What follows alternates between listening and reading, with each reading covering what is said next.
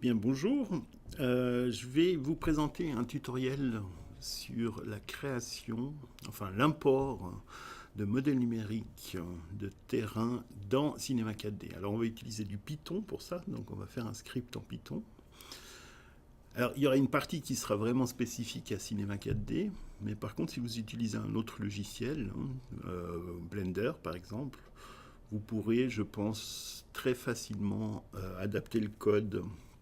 On peut même récupérer une bonne partie du code. Après, il y aura juste la partie où on génère un objet polygonal dans Cinema 4D qui va différer avec Blender. Et puis, il y en a d'autres. Je crois que dans Maya aussi, on peut faire un peu de Python. Et puis, voilà, c'est à peu près tout. Et puis, si vous utilisez un autre langage de programmation, les grands principes seront les mêmes. Donc, vous ne serez pas complètement perdu. Alors, avant de commencer le code, il faut qu'on ait des données pour voir à quoi ça ressemble. Donc, le but, c'est d'importer un modèle numérique de terrain au format ASC, donc ASCII.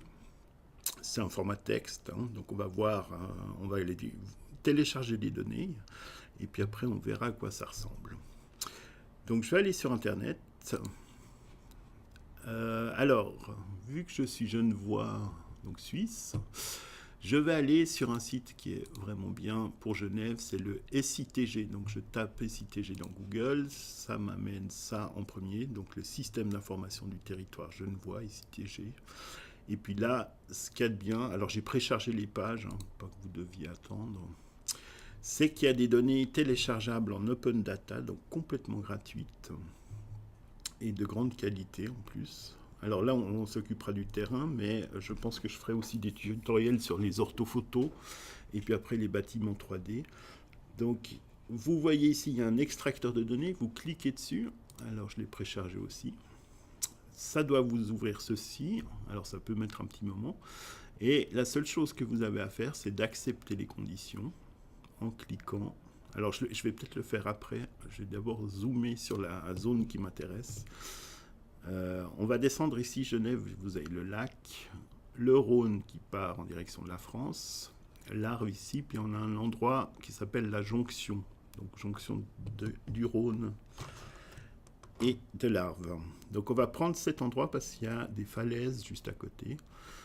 Donc Genève est plutôt à plat, enfin il n'y a pas beaucoup de pente, donc on va aller se prendre un petit morceau dans les falaises ici, le long du Rhône. Donc ça c'est la pointe de la jonction. Et je vais d'abord accepter ici et j'entre dans le SITG. Alors après je vous montrerai sur l'IGN, il y a des données gratuites, mais sinon, donc l'IGN c'est l'Institut géographique national français. Donc vous pourrez télécharger des données gratuites aussi, mais qui seront à une résolution assez grande, ou sinon vous pouvez aussi les acheter et elles viendront dans ce fameux format ASC. Alors, dans le SITG, ici, on va aller regarder dans la liste, donc dans cette liste ici, ce qui nous intéresse. Et puis, ce qui va nous intéresser, c'est ce fameux format raster ASCII Grid. Donc, je clique dessus. Alors, ici, il y a deux cercles d'options. Vous avez le modèle numérique de terrain, donc c'est vraiment le sol, et le modèle numérique de surface, le deuxième. Alors on pourra voir des exemples après. Donc modèle numérique de surface, vous aurez les arbres, les bâtiments, tout, tandis qu'ici, il était nettoyé, il n'y a plus que le terrain. Alors, pour commencer, on va choisir un modèle numérique de terrain. Alors normalement, il y a cet outil qui est sélectionné par défaut. Et je vais aller prendre, alors prenez vraiment une toute petite zone parce que on va coder. Donc si vous commencez à avoir énormément de lignes et de colonnes dans votre terrain, donc ça serait une grille, ça risque de prendre beaucoup de temps. Et puis si vous devez chaque fois attendre que le code effectue tout, ça va être un peu pénible. Donc je vais prendre juste une vraiment petite zone. Alors il est un peu capricieux. Donc je m'y reprends deux fois. Je définis un périmètre. Alors si vous prenez de toute façon un trop grand périmètre, vous verrez que le cadre deviendra rouge et puis il vous dira que la surface maximum est atteinte et puis qu'il faut réduire la zone, hein. Donc ça, c'est pas pour des questions de droit d'utilisation, c'est simplement pour pas que le serveur se mette à genoux. Donc il limite un peu la taille des extractions. Donc ça sera un modèle de terrain, bon, on le verra après, à 50 cm. Alors, une fois que vous avez fait ça, vous allez dans suivant. Normalement, là, il l'a fait tout seul. Donc j'étais là. Il faut bien sélectionner ça. Ensuite, suivant. Bien sélectionner la zone. Si vous avez les coordonnées, alors ici on est en Suisse, c'est les coordonnées nationales suisses. Mais vous verrez, regardez déjà ces coordonnées, hein, c'est en millions en Y et 2 millions en X. Donc ça, déjà dans Cinema 4D, ça nous posera des problèmes, hein. Alors on verra comment les résoudre. Mais pour l'instant, on va prendre cette zone. Je clique sur suivant. Je donne un nom. Alors, je vais juste écrire test. Et puis là, je peux lancer l'extraction. Donc ce nom, ça n'a aucune incidence, hein, c'est juste, vous verrez ensuite dans la liste ici, c'est le nom de votre extraction. Donc si vous avez beaucoup de choses à faire, vous pouvez aller retourner dans données, aller reprendre d'autres données, et puis une fois que c'est terminé, vous avez, si tout se passe bien, cette petite flèche de téléchargement. Et puis si ça vous met un message d'erreur, il faut juste relancer. Ça arrive de temps en temps en cliquant là-dessus. Alors là, moi, je vais télécharger. Et puis, on va regarder à quoi ça ressemble. Donc, je vais aller dans Download. Alors, il m'a téléchargé un zip, là, fichier zip. Ça, c'est d'autres données que j'ai déjà pré-téléchargées, je vous montrerai après. Je vais les dézipper. Voilà. Ou sur Mac, vous double-cliquez dessus, hein, simplement. Et puis, voilà à quoi ça ressemble. Ce qui va nous intéresser, c'est ce fameux fichier qui s'appelle .asc. Hein. Et puis, on va l'ouvrir tout de suite, voir à quoi ça ressemble. Donc, je vais l'ouvrir. Alors, vous pouvez l'ouvrir dans n'importe quel traitement de texte. Hein, moi, je vais prendre Sublime Text, que j'utilise souvent pour coder. Et voilà à quoi ressemble ce fichier. Alors je l'ai pris quand même trop grand, j'aurais dû prendre un vraiment tout petit. Je vais essayer de refaire une extraction vraiment minus. Hop, on va voir si ça marche. Test 2, lancement. Alors, je vais laisser charger, ça devrait aller assez vite. Par contre, si vous avez des grandes zones, ça peut prendre un peu de temps. Voilà. Donc, Genève, il y a des données gratuites. Je sais qu'il y a des villes qui ont aussi des données gratuites. Je sais que le Grand Lyon met à disposition des données gratuites. Par contre, je ne sais pas trop comment il faut les télécharger. Donc, je vous laisserai découvrir.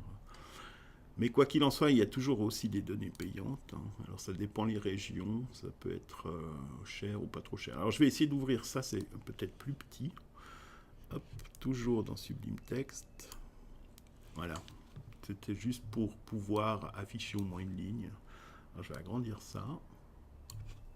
Alors, voilà comment se présente un fichier ASC.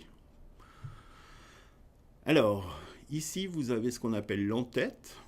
Donc, c'est ces 5 lignes ici. Alors, faites attention parce que dans la plupart des cas, on a plutôt 6 lignes. Il y a encore une 6e ligne qui s'appelle No Data, on verra dans les données françaises. Alors pour l'instant, nous, on va utiliser ça, mais sachez qu'il y a des fois 6 lignes, et il y a même, parfois j'ai vu 7 lignes, quand on a des modèles de terrain qui n'ont pas des mailles carrées. Alors à quoi ça correspond, ces lignes-là? Donc la première, celle-ci, c'est le nombre de colonnes, donc ncalls, 11. Et puis ça, c'est le nombre de lignes.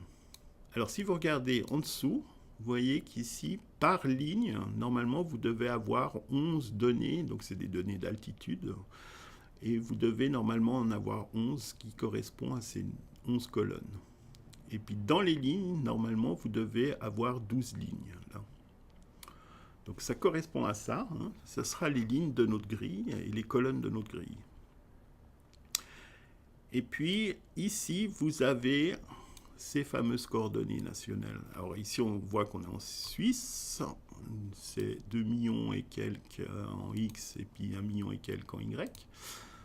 Donc ça dépend des pays, hein. Alors faites attention parce que ça peut être des données qui sont en degrés minutes, enfin degrés. Et si on est en projection sur des grands terrains, hein, donc en général quand on a des petits chiffres ici, des très petits chiffres, c'est qu'on est en degrés. Là, on est en mètres. Alors j'ai jamais vu des données en pouces ou en je sais pas quoi américain. Mais ça doit exister. Donc ça, en fait, X et Y, c'est les coordonnées.